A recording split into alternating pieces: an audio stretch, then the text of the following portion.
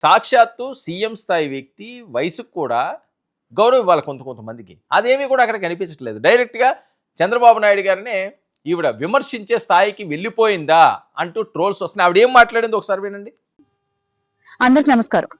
ముందుగా రాష్ట్ర ప్రజలందరికీ కూడా ముక్కోటి ఏకాదశి శుభాకాంక్షలు. ఈ రోజున ఆలయానికి వెళ్ళి బాబు గారికి కాస్త ఈ వెన్నుపోటు చేసేటువంటి బుద్ధి మార్చమని ఆ దేవుణ్ణి ప్రార్థించి వస్తున్నాం ఇప్పుడే. అంటే నాడు అన్నగారికి వెన్నుపోటు, నేడు అన్నమయ్య జిల్లాకి వెన్నుపోటు.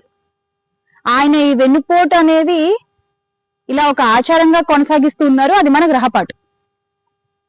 ఇక ఇప్పటికైనా ఆయన తీరు మార్చుకుంటే చాలా బాగుంటుంది. ఎన్నికలకి 2 నెలల ముందు కూడా నేను రాయచోటిని జిల్లా కేంద్రంగా ఉంచుతాను, జిల్లా కేంద్రంగా చేస్తాను అని ప్రగల్భాలు పలికి మాటలు పలికిన బాబు గారు ఈ రోజున ఆ మాటని దాటేస్తున్నారు. అక్కడ ఉన్నటువంటి మంత్రి గారు మంత్రి సమావేశం తర్వాత ఏడ్చుకుంటూ బయటకు వస్తున్నారు. నేనేం చేయలేకపోయాను, నేనేం మాట్లాడలేకపోయాను, కానీ మీరేం భయపడాల్సిన అవసరం లేదు, 1 సంవత్సరంలో అభివృద్ధి చేసి చూపిస్తాను అని. ఎలా అభివృద్ధి చేస్తారు అని అడిగితే అక్కడున్న ప్రజలు రాయచోటికి మెడికల్ కాలేజీ ఇస్తారట బాబు గారు అని చెప్తున్నారు. ఎవరన్నా వింటే నవ్విపోతారండి.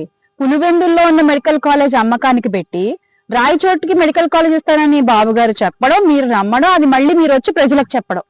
అంటే ఎలా ఉందంటే ఇది ఏదో మాట చెప్తూ ఉంటారు కదా, వినేవాళ్ళు వెర్రివాళ్ళు అయితే చెప్పారని చంద్రబాబు అని.